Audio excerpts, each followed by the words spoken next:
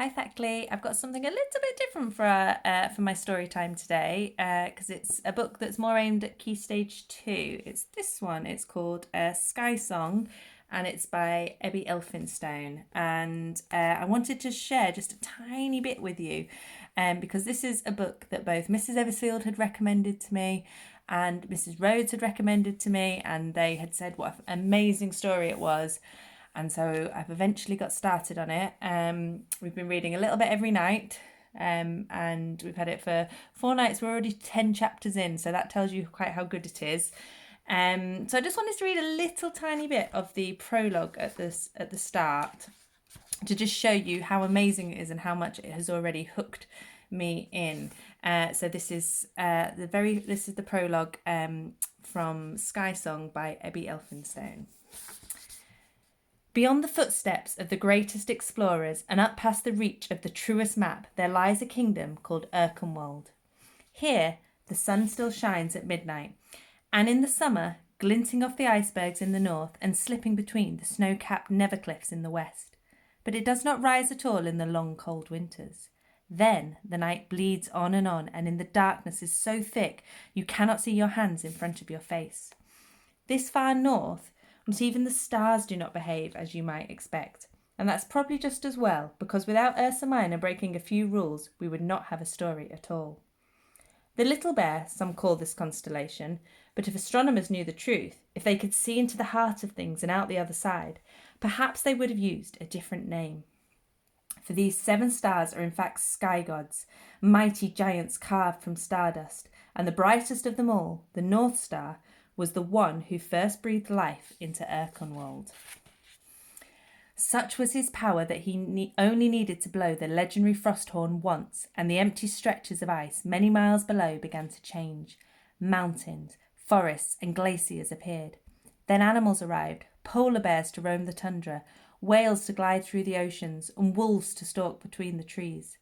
Finally, the music of the frost horn conjured people, men and women of different shapes, sizes, and colours scattered throughout the land. As the years passed, these men and women formed 3 tribes. The 3rd tribe built teepees from caribou hides in a forest to the south of the kingdom. The Feather tribe settled inside caves in the Nevercliffs to the west. And the Tusk tribe built igloos along the cliff tops on the northern coast. Each tribe had their own customs and beliefs, but they lived in harmony with one another, sharing food whenever they passed and offering shelter when the weather closed in. Because magic often lingers long after it has been used, the power of the Frosthorn hovered over Erkenwald, and as time went by the people learnt how to use it. They spun hammocks from moonlight, which granted wonderful dreams.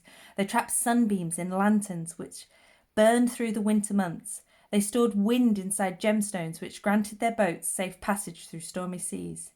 And the people knew all was well in their kingdom whenever they saw the northern lights, for these rippling colours were a sign that the sky gods were dancing, and that meant the world was as it should be.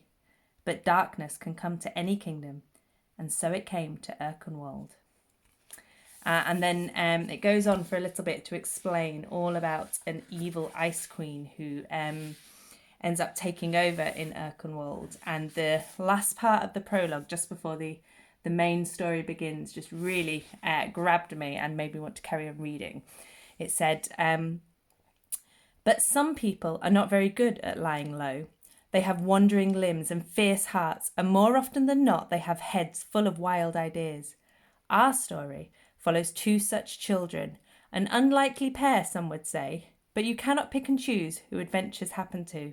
They pounce when you are least expecting them, then they hurtle forward with surprising speed. In fact, once an adventure digs its claws in, there's not an awful lot you can do about it, especially when magic is involved. And then it gets started on chapter 1, all about our heroine of the story, Eska. So yes, just a little snippet from that book, Sky Song. But like I say, I've only had hold of it for a few days and we're already quite a long way in. So if anyone is looking in Key Stage 2, is looking for a longer read, a bit more challenging if you're reading independently, but a great one to read with grown-ups at home. That's what me and my little boy are doing with this one. It is Sky Song by Ebby Elphinstone.